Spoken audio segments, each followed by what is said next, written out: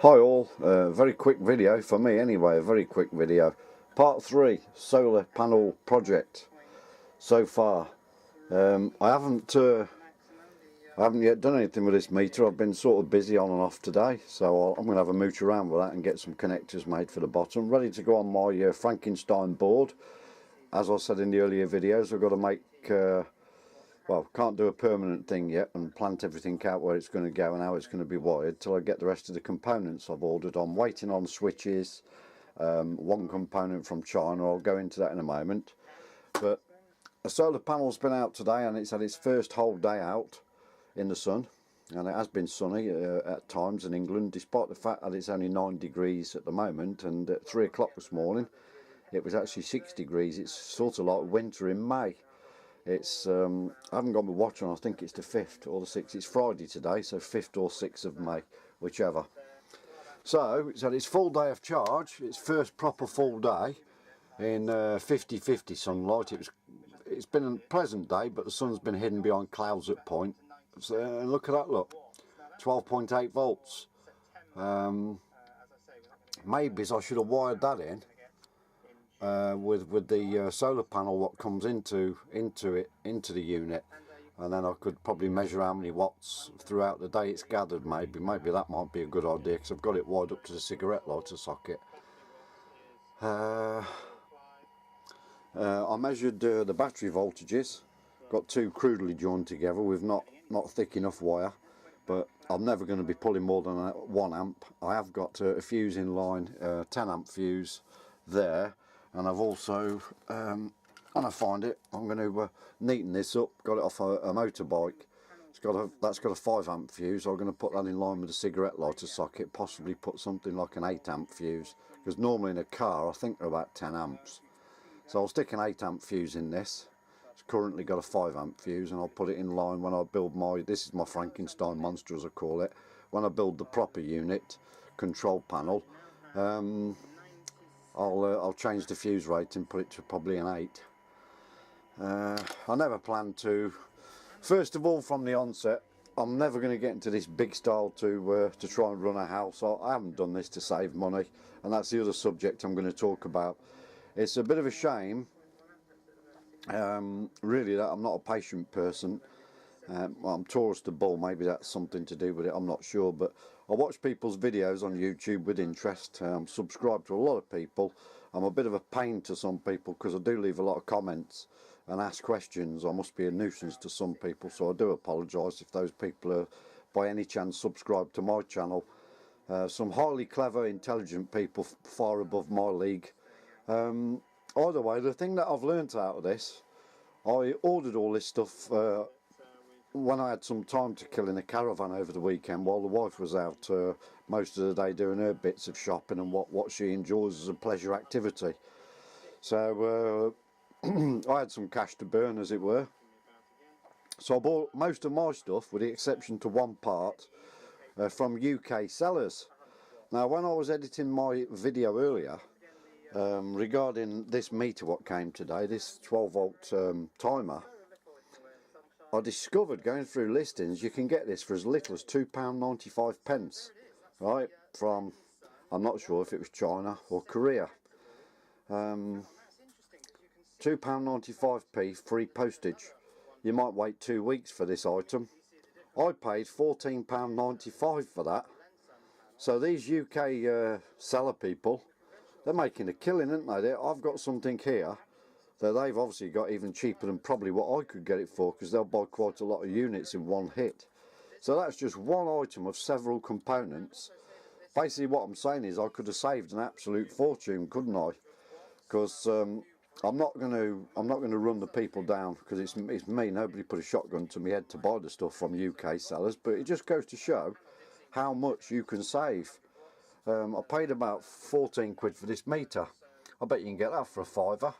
So there's a saving of £9. This thing, £2.95 I could have got it for, £14.95. There's 2 items. I've just saved about 20 quid.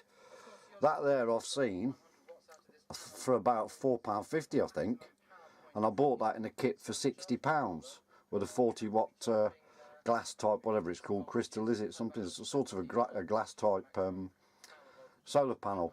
I've got no problems with this stuff, it all works fine. It's just, you know, you can save yourself a lot of money if you've got a bit of patience to wait for the stuff to come in the post, which is the way I'm going to go in the future. I always worry about any comebacks if you've got faulty products. Obviously if you're buying from a UK seller and this appeared to be broken or damaged in the post or whatever, it's very easy to contact them to get your problem resolved or another one sent out. Normally that's not the case. 99% of the time you don't really have an issue with stuff, but it is going to arise from time to time, so that's a little drawback. But I guess when you've only paid £3 for something and free postage as opposed to £14.95 for the same item from England, it's probably worth taking a risk to get something what may be broken once in a blue moon, because you're going to make a killing on saving money. They must be driving around in Bentleys, these people. I know they're there to make money and it's a business, etc., but come on, £2.95 or £14.95 in the UK. Yeah, I know what I'll be doing in the future. So this doesn't tally up with my meter. If I put my VU meter, my voltage meter across the battery terminals, they will both be at 13 volts. That says 12.8. Now I do believe my meter, but that's not a complaint. I mean, for something where you can pick up for £6, which I didn't, of course I paid a lot more for it. They saw me coming, they pulled me pants down and spanked me, but yeah, you pay a lot of money apparently for that. Either way, yeah, I'm not going to moan about that being slightly inaccurate. That's my CB in the background. I do apologise. I'll hit the squelch on it in a minute. Where was I in my conversation? Yeah, that's been on charge all day. It's been left out there. In the afternoon I turned the solar panel round so it was in the light. It's a temporary fixture at the moment, just pitched up with a piece of polystyrene in the garden. I will make a bracket out of wood or something. That's my... Somebody miles away calling in. That says add a volt to it. If I really want to be curious, I'll get my voltmeter on the go. So for that sort of money, I'm not going to complain. I brought my iPad in here. So as soon as the batteries are nice and charged, what's my percentage on my iPad? Oh, look at this, charging 44%. So I'm going to stick that on charge. I found an old lead I've got in me. It is pink. Ooh, I see. Ooh, I see. This is a Larry Grayson lead. Now I mustn't slag the bloke off. He came from not far from where I live. Ooh, shut that door. Yeah. My jokes are not very good, are they? So I'm going to plug that in, get that on the go. I've got 2 USB sockets on that solar controller, so I might even bring my phone in and get that on the go. I've got to use some of this excess power, haven't I? I've still got some bits and bobs to dibble about with amongst all my junk. I've got a lot of leftover parts because the wife's into buying LED lighting for her woman cave or summer house or whatever you want to call it. So I've got these strips here, these joined together, they're just pushed together. Well, I don't know where this came from, how much they cost. It says Everready. I don't know if you can see that. They're nice little lights. And then you just join them together a bit like Lego. You push one end, got these nice little fittings, look. You just literally push it in and then it's doubled in length and you carry on to the length you want. 12 volts. So that's that one. Right, I'll bring this video to a close. As I say, I'm trying not to diversify and talk about subjects other than the video I intend making, and trying to get to the point as fast as possible and keep my videos shorter and more interesting. So thanks very much for watching.